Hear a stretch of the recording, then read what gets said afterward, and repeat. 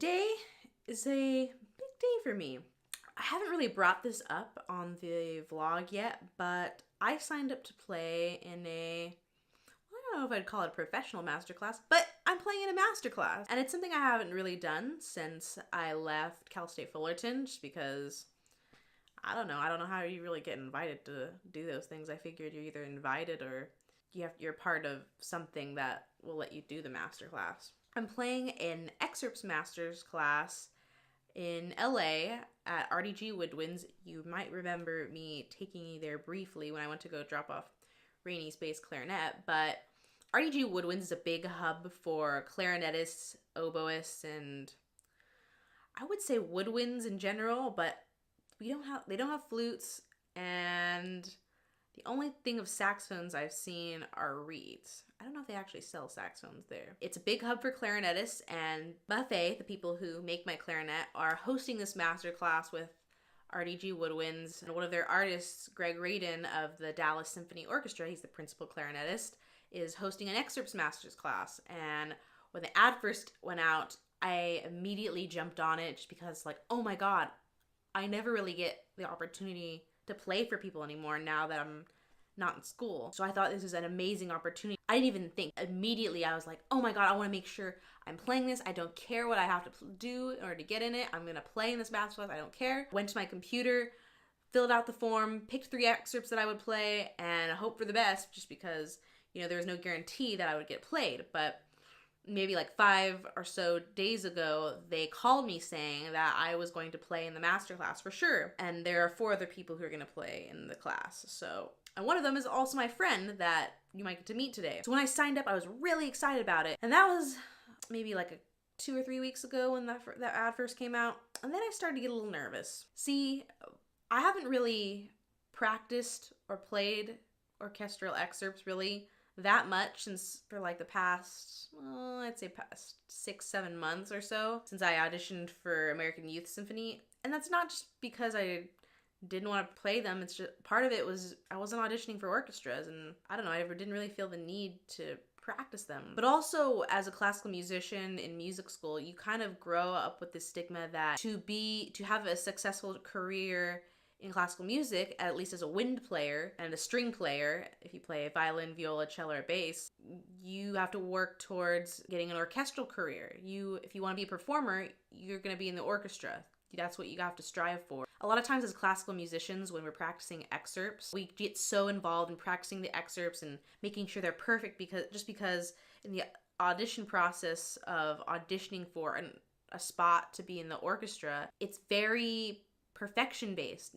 You know, we often have a running joke in the classical music community that sometimes they'll think your first 6 notes were so bad, they'll just say thank you, and then you don't really get to play for the rest of the audition. And that's not to say we shouldn't focus on trying to play the best we can and being as good as we possibly can, being the best player we possibly can. But I guess, and I see this both in myself and a lot of classical musicians who want to be orchestral players, we take this idea of perfection too far, and we lose ourselves in trying to get these excerpts so perfect that we forget about making music. A big critique that I noticed a lot from my own teacher, from other orchestral players, from other professional clarinetists that I watched critique others in masterclasses, people, you know, they forget about the music. They forget how these excerpts fit into a scheme of music. But it's so hard to get out of that idea of perfection just because the audition process, it's like based off that. So many people base their lives off of those 15 minutes, and myself included. Even though my focuses have shifted in my career now, I would love to play in an orchestra one day. I love orchestral music, and that's kind of where this whole journey of mine started. I wanted to see if I wanted to focus a little bit more on my take on all this, or how it's affected me, I guess. It's such a cutthroat process, and there's a lot of, you know, involved with an audition process. There's a lot of self-judgment that takes place within the musicians community that I've suffered, not just from being a musician, but also outside of that with other aspects of my life. And for the longest time, you know, in trying to figure out whether I'd ever want to audition for an orchestra again, it's like, I didn't know if that was right for me, just because it's like, I didn't know if I had what it took. I didn't believe in myself enough. Part of me didn't practice right, or there's just a lot of mental stuff going on in my head that have just kept me from auditioning or trying to practice excerpts or trying to go for an orchestral life. And, you know, and then I've started coming up with stuff like the YouTube channel and then working with my quartet for play clarinet. You know, these are things I'm really passionate about as well, aside from an orchestral career. And I feel like, you know, doing my own thing in a way was easier than chasing a dream that maybe didn't suit me anymore. Which made me sad because it's something I've always wanted. I love playing. I love playing orchestral music. I loved playing in the orchestra when I was in college. And so it's just something, a struggle I've been going through, like this fear of excerpts, fear of orchestral auditions and whatnot. And so I think this masterclass will be a good way for me to see if I'm ready for that. More than anything, the reason why I really dove into playing this masterclass in the first place was just because I wanted an opportunity to play. I wanted an opportunity to practice and play for people. When I was preparing these excerpts, seeing how I would mentally react to practicing them, it was kind of the biggest test to see where I was at. I wanted to go into it, you know, wanting to practice and wanting to play my best, but throwing that old mentality out the window, just playing and practicing for the sake of wanting to learn the music and make music and not focusing on, oh, this little thing isn't right. I think, honestly, I practiced more mindfully and better because of that. It's one of those things where it's like, well, why didn't I just do that all along? Well, it's hard when, you know, you go into a lesson and your teacher just picks apart all the things you didn't get right. You know, then you start to feel like all you need to worry about are those things that your teacher picked apart at, which in the end is not even the most important thing you should be worried about. You should be worried, the number one should be making music. You get so wrapped up in these things that you kind of forget what's important. Anyways, I'm going to do a little warm-up, do my kind of pre-concert or pre-audition, pre-important event, in this case, warm-up. I have kind of a little routine. I have a very specific warm-up. I do some long tones, some intervals, scales, just stuff that gets me really comfortable, just really slowly practicing the thing I'm gonna be performing or playing, which in this case will be Mendelssohn's Scherzo from Midsummer Night's Dream, and the trio from Beethoven's 8th Symphony. Well, I don't know if I'm going to play the Beethoven yet, but they said there was a chance I could play a second excerpt, so we'll see how that goes. All right, I'm going to go warm up now.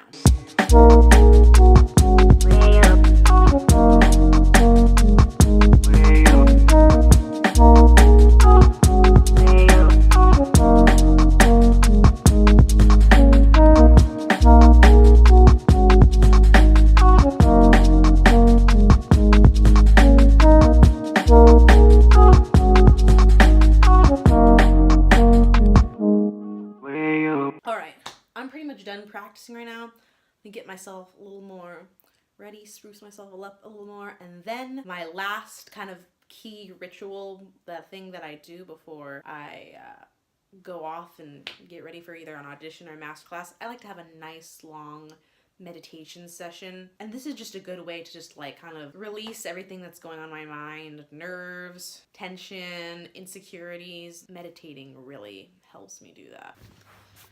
All right. Sit here for the next, probably 15-20 minutes or so. I'm just gonna sit here and zen out for a little bit.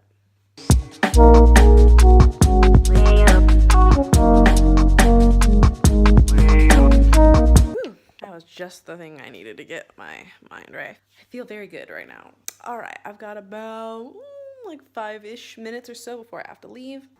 I think I'm gonna put a necklace on. Just add a little something to the outfit, maybe fix my eye makeup a little bit. Is this necklace too much? Nah.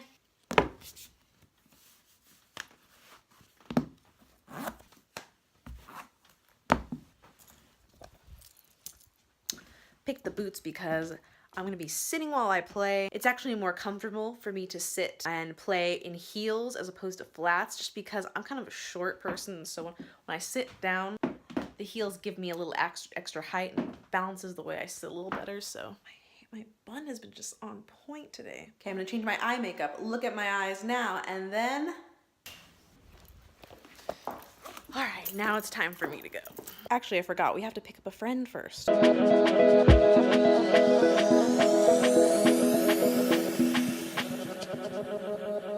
up, way up, way up.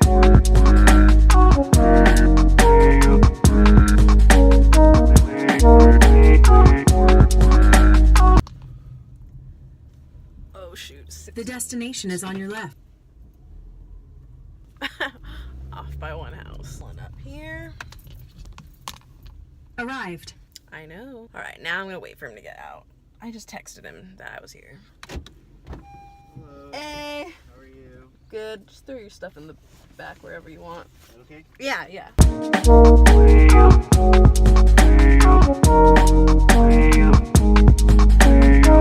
Got the matcha, of course.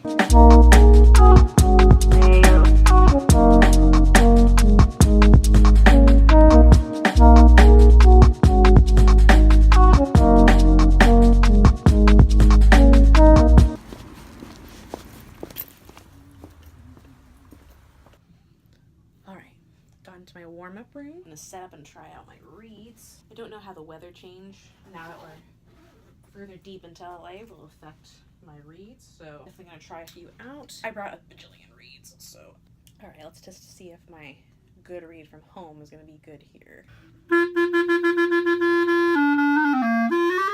It's a little responsive. Let me try a few more. Maybe this one. I'm gonna keep trying reeds. Though, as a plus, all my reeds seem to be doing pretty fire. Not this one though, this one's kind of stuffed.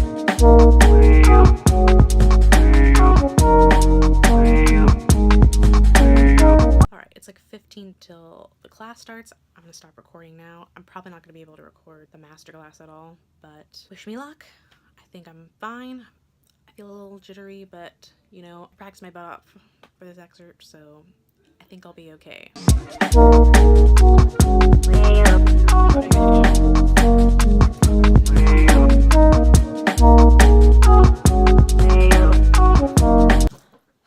All done. Masterclass went really well. I shouldn't say I'm surprised how good I did.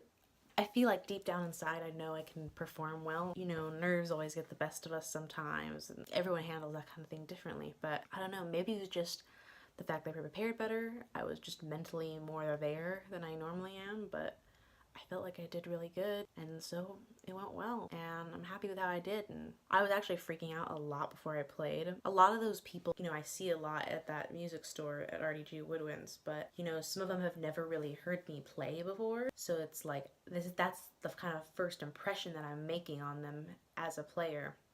At the end of the day, I know it doesn't really matter what they think of me, because at the end of the day, I know how I play. I know what kind of player I am. I shouldn't be worried about their opinion, but I guess you know, it's easy for me to get caught up in making a first impression as a musician and as a player to someone, especially since, you know, most of those people, they don't do things I do, like with four-play clarinet or arrangements and stuff like that. They're very strictly classical players, and so they only understand things from a classical perspective.